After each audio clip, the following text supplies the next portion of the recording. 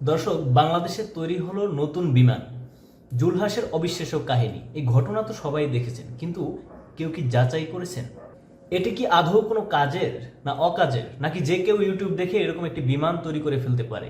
এই বিমান কি বাংলাদেশে আদৌ কোনো কাজে আসবে নাকি আসবে না, শুধুই খেলনা?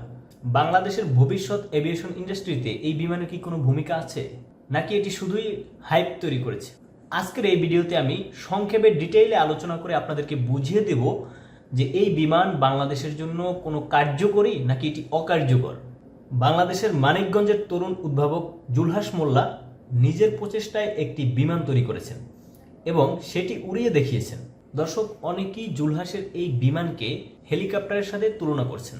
অনেকে বলছেন জুলহাস একটি ব্যক্তিগত হেলিকপ্টার তৈরি করতে পেরেছেন, কিন্তু আপনাদেরকে আমি জানিয়ে দিতে চাই এটি কোনো হেলিকপ্টার নয়। এভিয়েশন জগতে হেলিকপ্টার এবং বিমান দুটির প্রযুক্তি সম্পূর্ণ আলাদা। হেলিকপ্টার যার উপরে একটি পাখা থাকে, কিন্তু বিমান যেটি, এটির কিন্তু সম্পূর্ণ ভিন্ন প্রযুক্তি। এই বিমানটি আপনি সাদা সিধে দেখলেও এটি তৈরি করার মধ্যে অনেক বড় চ্যালেঞ্জ রয়েছে। আমি সেই চ্যালেঞ্জগুলো কি কি আপনাদেরকে দেখিয়ে দিচ্ছি। প্রথমত, প্রত্যেকটি বিমানের দেখবেন ডানার সাথে কিছু অংশ থাকে যেগুলো ফ্লেক্সিবল, পাইলট নিয়ন্ত্রণ করতে পারে। মাল্টিপাল এই ফ্লেক্সিবল পাখাগুলোর মাধ্যমেই মূলত একটি বিমানকে নিয়ন্ত্রণ করা হয়। এগুলো অত্যন্ত সেন্সিটিভ এবং যে কোনো সময় সামান্য একটু নড়াচড়ার ক্ষেত্রেও একটি বিমান উল্টে পড়ে যেতে পারে কিংবা মারাত্মক দুর্ঘটনা ঘটতে পারে। এবং একটি বিমান যখন উড্ডয়ন হয় তখন কিন্তু এই পাখাগুলোর ভূমিকা অনেক বেশি থাকে। এই পাখাগুলোর ব্যাপক ভূমিকা থাকে এবং এই প্রত্যেকটা পাখাকে নিয়ন্ত্রণ করতে পারলেই একটি বিমান উড্ডয়ন করা সম্ভব। কিন্তু যদি এটা ফাংশনাল না হয় সেক্ষেত্রে কিন্তু এই বিমানটি উড্ডয়ন করা সম্ভব হতো না। অবিশ্বাস্য হলেও সত্যি যে এই চেষ্টাটি বাংলাদেশে কখনোই কেউ করে নাই এবং সফল হতে কেউ পারে নাই। একমাত্র জুলহাসই সেই ব্যক্তি যে কিনা সফলভাবে ফুললি ফাংশনাল একটি বিমান তৈরি করতে পেরেছেন। কিছু কিছু টেকনোলজি থাকে যেগুলো সারা বিশ্বে সবাই দেখতেছে বা জানতেছে, তারপরেও তৈরি করা সম্ভব নয়। তার মধ্যে একটি হচ্ছে বিমানের ইঞ্জিন। বিমানের ইঞ্জিন কিন্তু পৃথিবীর সব দেশ তৈরি করতে পারে না। হাতে গোনা কয়েকটি দেশ এই ইঞ্জিন তৈরি করতে সক্ষম। আপনারা জানেন, তুরস্কের পঞ্চম প্রজন্মের কান ফাইটারের জন্য ইঞ্জিন তৈরি করা এতই চ্যালেঞ্জ হয়ে পড়েছে যে তারা বিমান তৈরিতে সফল হলেও ইঞ্জিন তৈরিতে এখনো সফল হতে পারেনি। চিন্তা করেন, এত বড় একটি দেশ, তারা একটি ইঞ্জিন তৈরি করতে সফল হয়নি। 2028 সাল পর্যন্ত তারা সময় নিয়েছেন ইঞ্জিনটি তৈরি করার জন্য।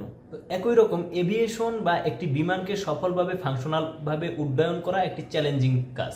আপনারা অনেকেই বলবেন যে ইউটিউবে তো এগুলা দেখা যায়, তৈরি করতেছে, বিভিন্ন ইউটিউব চ্যানেলে এগুলা তৈরি করে উড়িয়ে দেখাচ্ছে।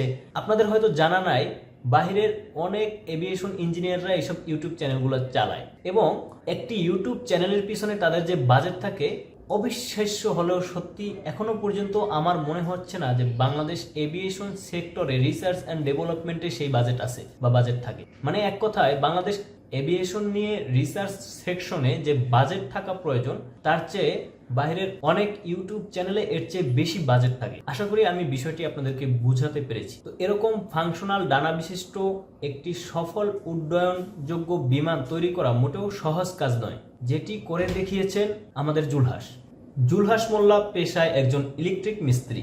তবে তার স্বপ্ন ছিল আকাশ ছোঁয়ার।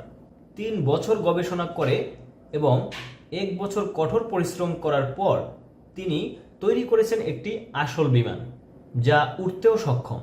বিমানটি কেমন? এই বিমানটি তৈরি হয়েছে অ্যালুমিনিয়াম ও লোহা দিয়ে, আর ইঞ্জিন হিসাবে ব্যবহার করা হয়েছে 7 হর্স পাওয়ারের পানির পাম্প। অবাক হচ্ছেন? তবে এটিই সত্যি। এই বিমানটি সর্বোচ্চ 50 ফুট উচ্চতায় উঠতে পারে। বিমান বিশেষজ্ঞরা বলছেন জুলহাসের এই প্রচেষ্টা সত্যিই প্রশংসনীয়। বাংলাদেশ বিমানের অবসরপ্রাপ্ত পাইলট ক্যাপ্টেন আব্দুল্লাহ আল ফারুক এবং সিভিল এভিয়েশন কর্মকর্তারা তার গবেষণাকে আরো উন্নত করতে সহযোগিতার আশ্বাস দিয়েছেন। বাংলাদেশের এভিয়েশন শিল্পের ভবিষ্যৎ। এমন উদ্ভাবন বাংলাদেশ এভিয়েশন ইন্ডাস্ট্রির জন্য এক নতুন সম্ভাবনা সৃষ্টি করেছে। সরকারি পৃষ্ঠপোষকতা পেলে ভবিষ্যতে আরো বড় কিছু করা সম্ভব। আপনার মতামত কি? জুলহাসের এই সফলতা নিয়ে আপনার কি ধারণা? কমেন্টে জানান। আর এমন চমকপ্রদ তথ্য পেতে চ্যানেলটি সাবস্ক্রাইব করুন এবং ভিডিও শেয়ার করুন।